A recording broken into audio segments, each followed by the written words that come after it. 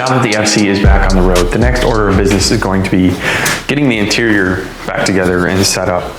Now, the problem is putting the interior back in this car isn't as simple as just, well, putting in an interior.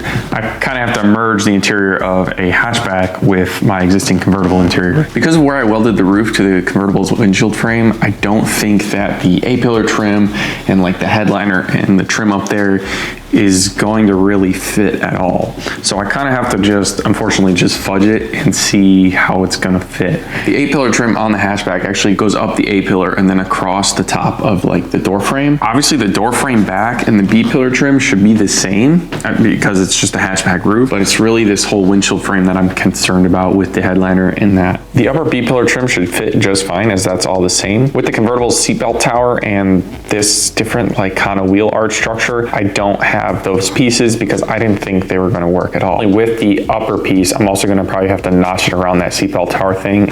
And then I'm just going to make a flat panel that I can put back here, put some speakers back here, put some carpet over there. And I think that should be pretty good. I got the carpet back in and the seat brackets are back in, so those can go in at pretty much any time. I am going to be redoing the door panels.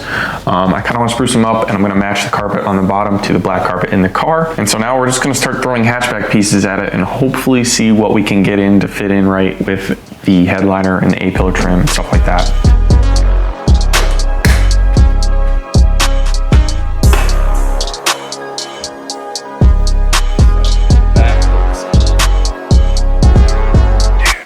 Oh, we gotta put that seal in now. I want to see it as that.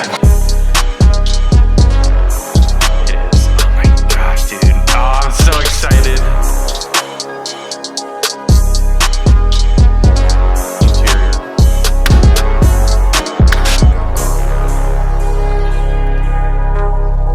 Where the weld is.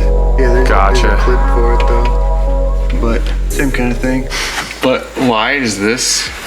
Oh, that's... So the headliner's attached to our roof. This is attached to our A-pillar, right?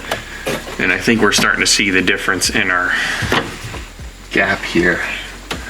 Or just, I don't know, why is that so off? So unfortunately, as excited as I am to see this headliner in the car, I just realized it's not gonna work. The fitment right here on the A-pillar does not line up. Now this is all Series 4 parts, and with this headliner being black, that tells us that it is more than likely a Series 5 headliner, because unless it's a 10th anniversary edition 1988, there is no black interior for a Series 4.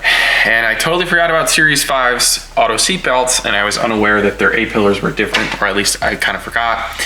And thus the headliner doesn't line up. And then at the top of the A-pillar, there's just a larger gap where the whole seatbelt rail assembly thing would be. All of the trim, the A-pillar, the surrounding headliner trim, and the B-pillars look like they should go in with minimal modifications and at least work good enough. But this headliner would never look right. Now, I'm going to try and get a Series 4 one. The guy I got this headliner off of had one in the car that I got the other trim out of. It's not black, but I can dye it black. Hopefully he still has it, and if he has it, I'm gonna try and trade with him.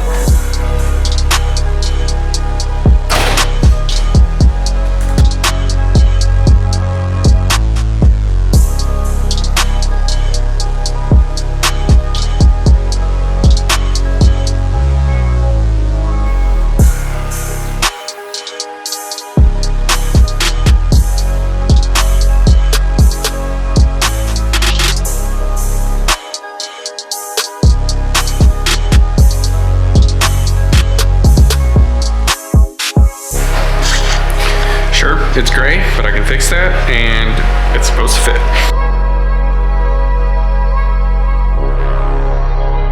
I've made a complete mess in my garage, but we're actually getting somewhere, which is awesome.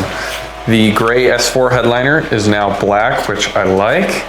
And we got the door panels done, which I'm pretty happy how these turned out. The black carpet is huge and looks so much better, and it's gonna fit my interior way better, which is black and gray themed as opposed to the light gray. I don't know, it was just gross. That's so much better. Got the sunroof headliner and stuff up here done in black as well. George and I lubricated this sunroof and got it functioning. And I also got it pretty much ready that we can put the headliner in. Now I'm gonna try and show what I did. It's kind of tight in here, so it's hard to see, but behind the driver's seat, behind right here, we have our convertible top wiring. There's two motors, one here, one on the other side. And I took the power feed for this and cut it off the connector and soldered in the red wire and ran that up here to here, which is a dome light assembly with the power sunroof controls out of a hatchback. And I wired that into, well, the power feed for the sunroof. So now if I have ignition on, it basically uses the convertible top power to provide power for the sunroof, and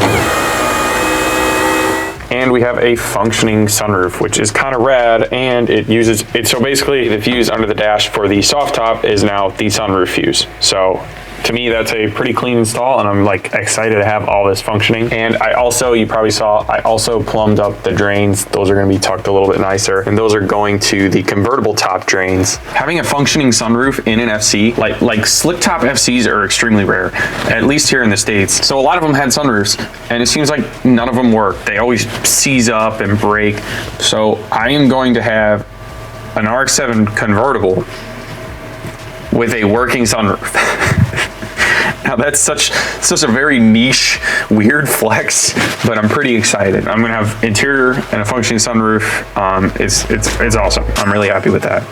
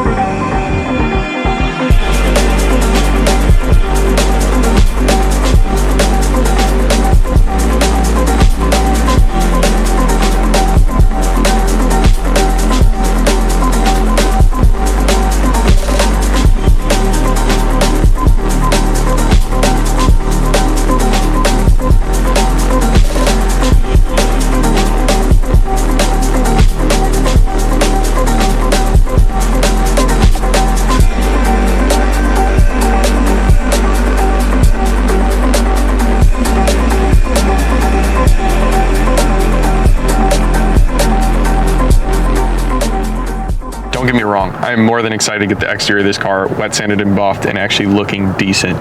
But this interior step, getting a full interior in this car was so important to me. Like, I didn't even think I was gonna get it done right now. I thought I was kind of gonna get it started and it was gonna be kind of like a half interior thing, but actually having the opportunity to get pretty much all the interior panels that I needed and make something out of it and actually seal this thing up and make it actually a somewhat quiet and decent place to be. I got speakers in here, I got my subwoofer back in here, and it's a street car again. Like, when I originally bought this car and it was a Vert, like, that's what it was. It was a cruiser and it came with no interior, and I kind of made something out of it.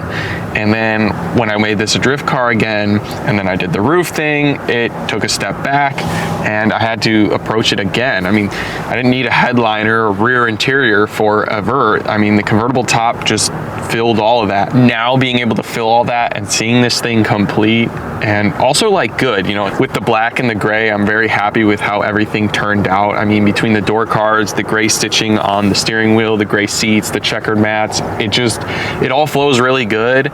And it's very simple and clean, and it's just exactly how I wanted it. Just knowing what state this car was in and its interior 3 years ago when I bought it, to seeing it now, is just crazy. It's such a transformation, and like, I didn't buy this car with the intention to do a coupe conversion. Like, I actually wanted a vert. So if you would have told me 3 years ago when I bought this that I was going to now have a sunroof in this car, it's just crazy to think about. So with all that being said, thank you for watching, and stay tuned for next episode where I'm going to finally be wet sanding and buffing this car, putting on interior trim, maybe working on the rear window, and actually making the exterior of this car look like a decent car.